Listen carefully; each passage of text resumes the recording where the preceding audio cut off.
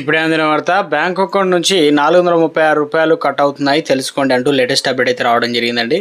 So ఆ వివరాలు ఏంటనేది వీడియోలో తెలుసుకుందామండి. వీడియోని స్కిప్ చేయకుండా చివరి వరకు చూడండి, అర్థమవుతుందండి. మీలో ఇంకెవరైనా సరే మన ఛానల్ సబ్స్క్రైబ్ చేయకుండా చూస్తున్నట్లయితే వెంటనే మన ఛానల్ సబ్స్క్రైబ్ చేసుకోండి. ప్రభుత్వం నుంచి వచ్చే లేటెస్ట్ అప్డేట్స్ అన్ని కూడా మీ ఫోన్ నోటిఫికేషన్ రూపంలో అందించడం జరుగుతుందండి.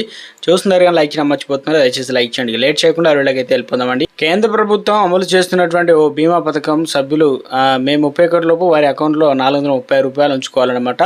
అలా చేయకపోతే పాలసీ రద్దు అవుతుంది, అధికారులు కూడా ప్రకటించారు. అయితే ఈ బీమా పథకం నుంచి మరిన్ని వివరాలు తెలుసుకున్నారండి. అసలు పథకం పేరు ప్రధానమంత్రి జీవన్ జ్యోతి బీమా యోజన. ఇందులో వచ్చేసి సభ్యులుగా ఉన్న ఖాతాదారులు తమ పాలసీని కొనసాగించాలంటే మే 31 అంటే ఈ నెల 31, 2025 లోపు తమ బ్యాంకు లేదా పోస్ట్ ఆఫీస్ ఖాతాలో కనీసం రూ. 436 ఉండేలా చూసుకోవాలన్నమాట మినిమం. ఆ మొత్తం ఆటో డెబిట్ విధానంలో ఖాతా నుండి కట్ అవుతుంది.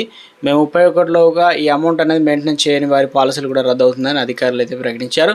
18 ఏళ్ళు దాటిన వారికి ఈ పాలసీ ప్రధానమంత్రి జీవన్ జ్యోతి బీమా యోజన 2015లో ప్రారంభమైంది.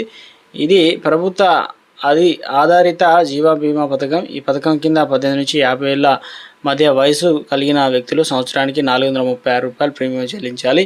ఏ కారణంతోనైనా వారు మరణించినప్పుడు $2 లక్షల బీమా నగదు అనేది పొందవచ్చు. ఈ పాలసీ ప్రతి సంవత్సరం జూన్ 1 నుండి మే 31 వరకు అమల్లో అయితే ఉంటుందన్నమాట. ఆటో డెబిట్ అవుతుంది.